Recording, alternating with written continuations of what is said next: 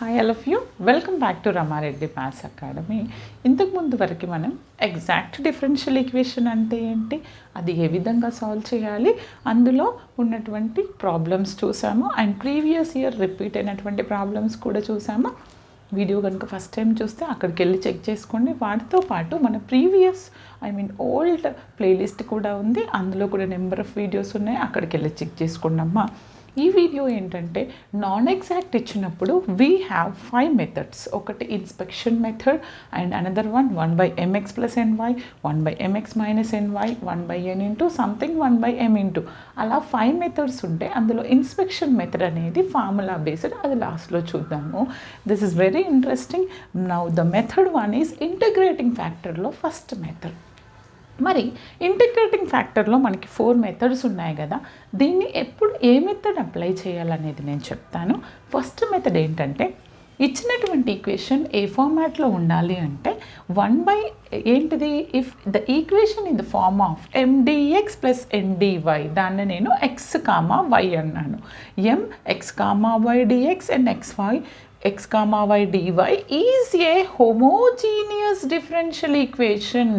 ఏముండాలంట, ఇచ్చినటువంటి equation homogeneous differential equation అవుతూ mx plus ny not equal to 0 అయితే కనుక what is the integrating factor here, 1/mx plus ny. Here the integrating factor is 1/mx plus ny. అంటే మీరేం చేయాలి, ఇచ్చినటువంటి equation కనుక non exact అయితే మనకు 1/1 కండిషన్ ఉంది.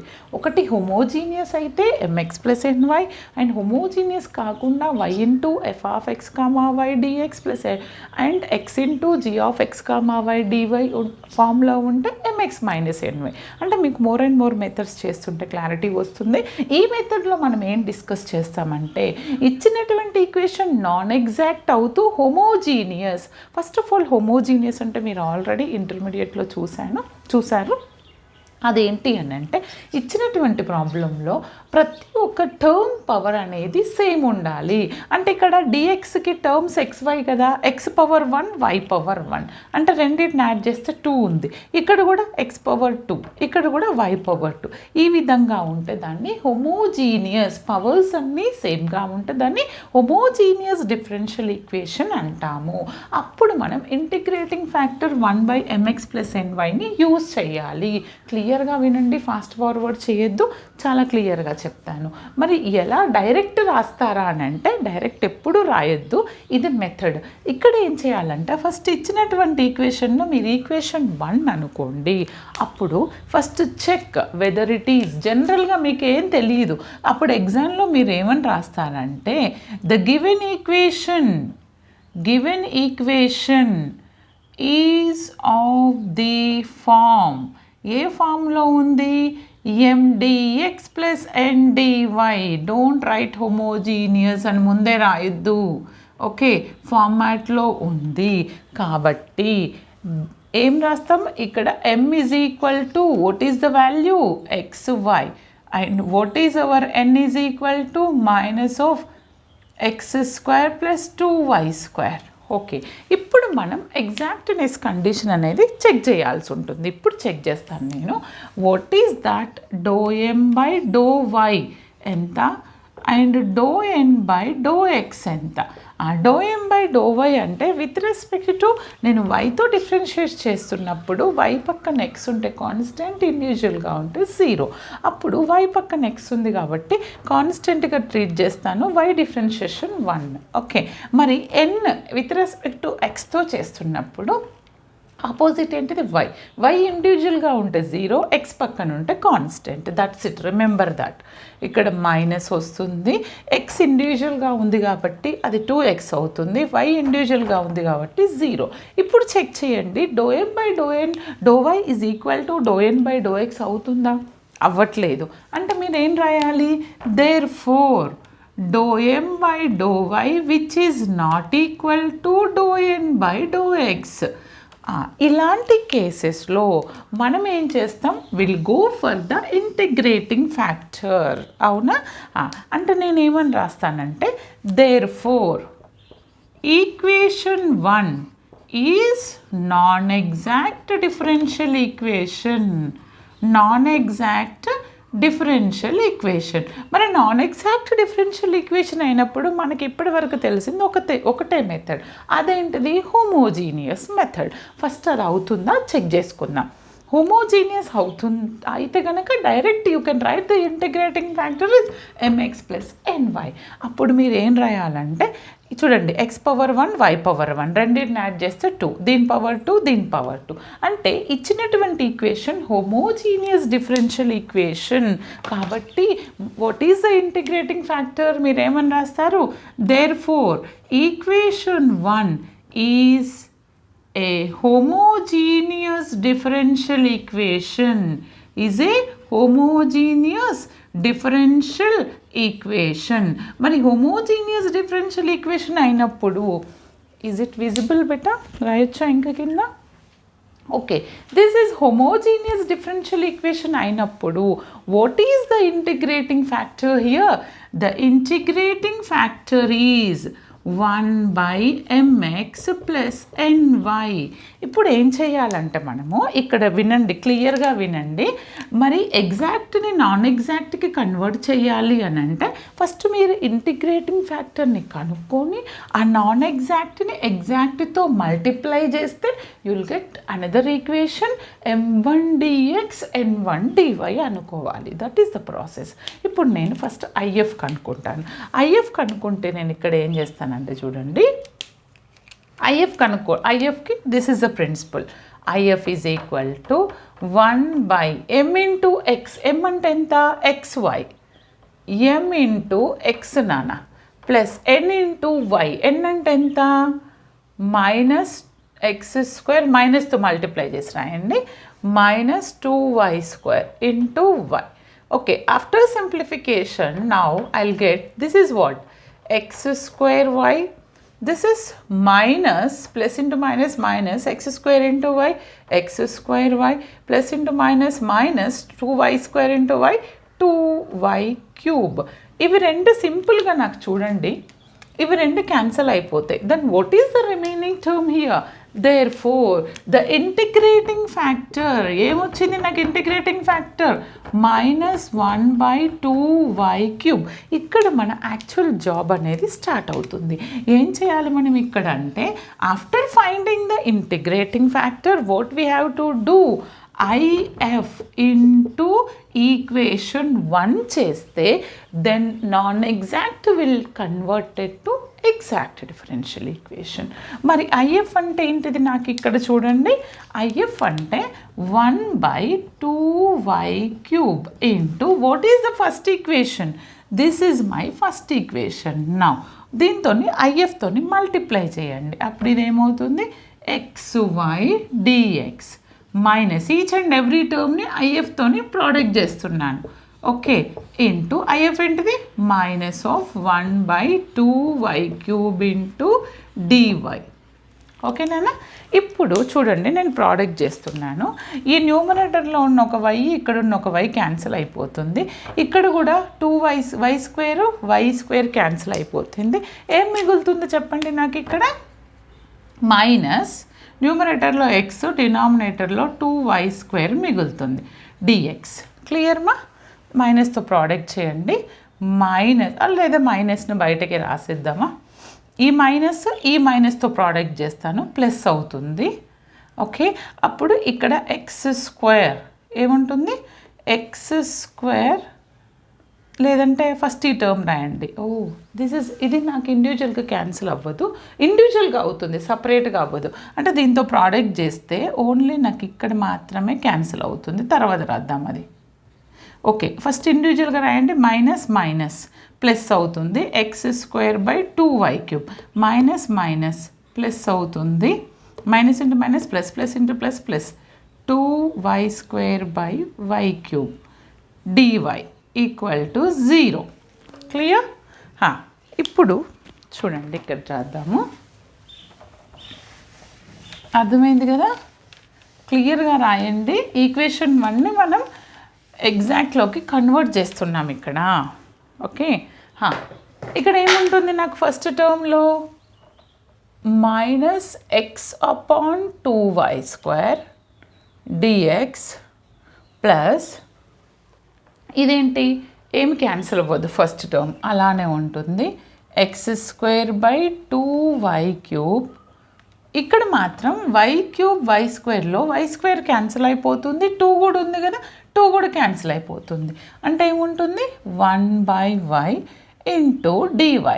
దీన్ని మీరు ఈక్వేషన్ 2 అనుకోండి. అనుకున్న తర్వాత ఇది ఎండిఎక్స్ ప్లస్ ఎన్డివై ఫార్మాట్లో ఉందనొద్దు, ఆల్రెడీ ఎండిఎక్స్ ఎన్డివై అనుకుంటే అది నాన్ ఎగ్జాక్ట్ అయిపోయింది. కాబట్టి equation 2 is of the form ఏమని రాయాలి, equation 2 is of the form. ఏ ఫామ్లో ఉంది, m1 dx plus n1 dy is equal to 0. Okay, అప్పుడు ఏమని చెక్ చేయాలి, ఇదంతా ఎందుకు చేస్తున్నాం, నాన్ ఎగ్జాక్ట్ని ఎగ్జాక్ట్కి కన్వర్ట్ చేస్తున్నాం.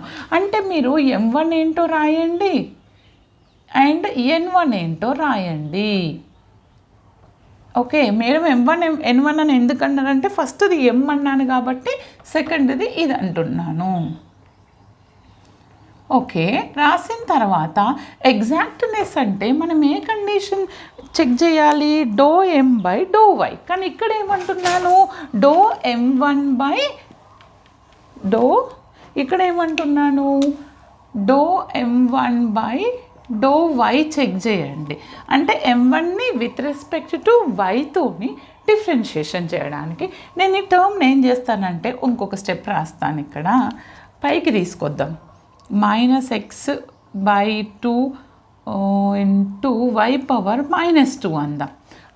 ఇలా రాస్తే కనుక ఇక్కడ చూడండి, విత్ రెస్పెక్ట్ టు వైతో చేస్తున్నప్పుడు నాకు కాన్స్టెంట్ అండ్ ఎక్స్ కాన్స్టెంట్గానే ఉంటాయి. అంటే -x/2 యాజ్ ఇట్ ఈజ్గా రాయండి. ఇప్పుడు ఇది y పవర్ అంటే దీని వాల్యూ ఎంత అవుతుంది, y to the power of n అంటే n into y to the power of n-1. n అంటే ఎంత, -2 ఇంటూ y పవర్ -2 -1 చేస్తే నాకు ఎంత వస్తుంది నాన్న, ఈ two cancel, minus into minus plus అవుతుంది, X y to the power of -3. అంటే what is do m1 by do Y, X y power -3. Okay, తర్వాత do n1 by do X చేద్దాం. Okay, what is that, do n1 by do X. Okay, చూడండి, do n1 by do X చేయడానికి ముందు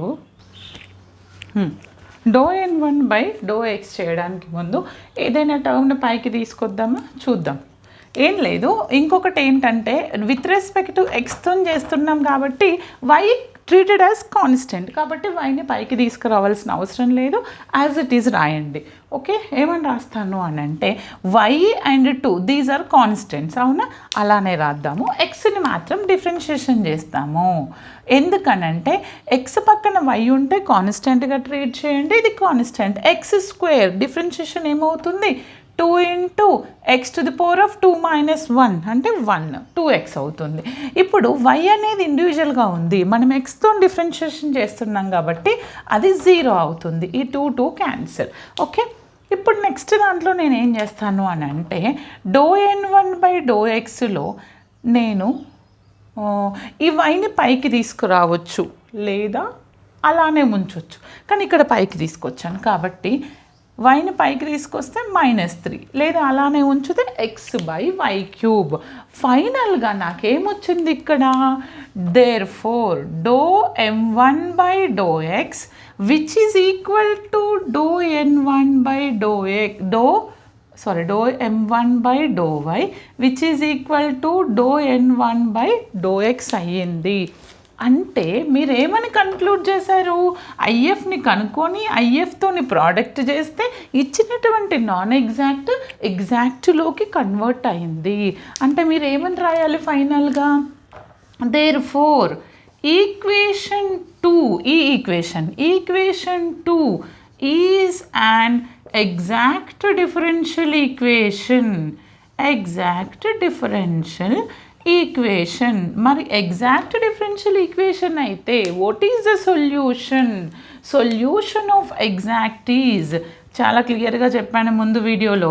MDX here y treated as constant in this integration plus integral of terms of n1. ఎందుకని మనం n1ని exact అంటున్నాం కాబట్టి m1 dx terms of n1 without x. బేసికల్గా మన formula ఏంటంటే mdx అనే ఫార్ములా. m ఎగ్జాక్ట్ అయితే ఇక్కడ m1 అనేది ఎగ్జాక్ట్ కాబట్టి m1 dx y constant plus terms of n1 without x dx dy equal to 0. Is it visible?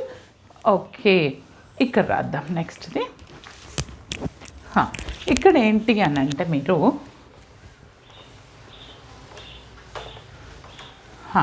చూడండి అమ్మా, నేను సొల్యూషన్ కనుక్కోవాలి ఫైనల్గా. అర్థమవుతుంది కదా? క్లియర్గా చేయండి, కన్ఫ్యూజ్ అవ్వద్దు, హరీలో ఎప్పుడు చేయొద్దు ఎగ్జామ్లో. Integral of m1 dx. What is our m1? This is my m1, x/2y square.